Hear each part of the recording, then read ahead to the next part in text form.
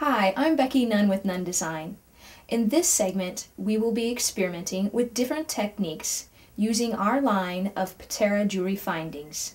Lynn Maloney is an author, designer, a mixed media artist, and a teacher. Hi, Lynn. Hi, Becky. Glad to be here today.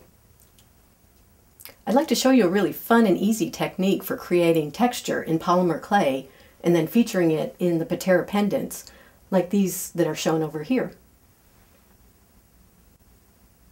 The first step in creating my textured polymer clay pendant, I begin with some terracotta colored polymer clay, and I've already conditioned it and softened it so it's pliable, ready to work with, and I've rolled it into about a 1/2 inch size ball and then another smaller, about a pea size ball.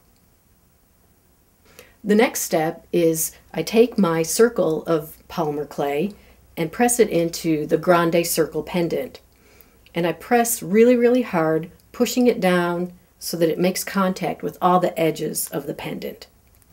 And then I do the same thing with the smaller pea-size shape of clay and put it into the mini link square. Just press it down really well, again going into all the edges and corners of the pendant.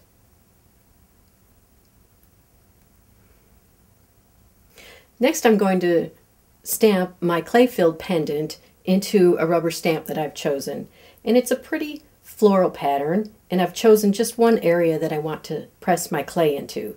So I turn the stamp over, rubber side up, and then I bring over my clay-filled pendant, and I'm just going to stamp into the part that I've chosen.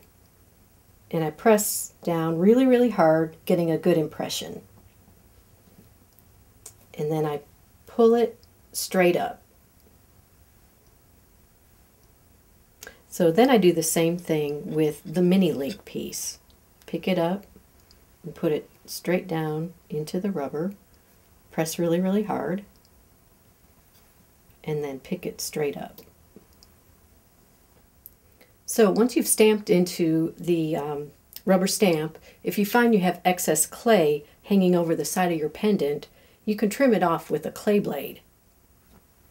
That's one of these wicked looking surgical instruments. You just carefully hold the piece and draw the blade toward you, trimming off any excess clay that's hanging over the side. So now that your Patera pendants are filled with the textured polymer clay, they're ready to bake. You can bake it in a toaster oven or a conventional oven. The great thing is the whole piece can go in the oven, metal and clay at the same time. You bake it according to the clay manufacturer's directions on their packaging. So now that my Patera pieces are baked and completely cooled, I'm going to go back in with some acrylic paint and really touch up the high and low areas of the textured polymer clay. So I'm using a raw umber, just acrylic paint, and I'm going to completely cover my baked polymer clay. And don't worry that you're just covering everything, it's fine.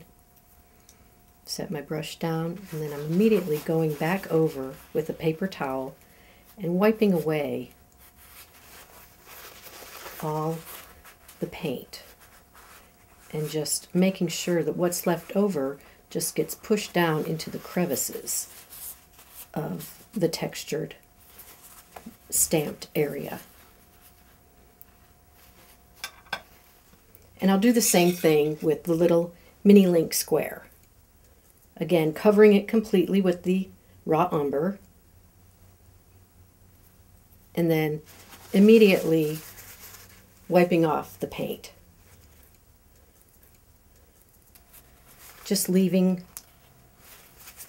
the paint in the crevices of the stamping.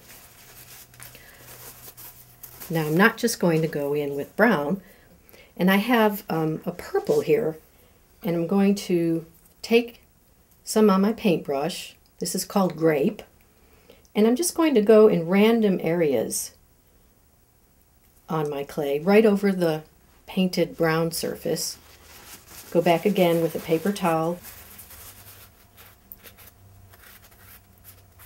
and wipe away, just leaving the paint in the crevices. Go and do the same thing with the mini square, random areas.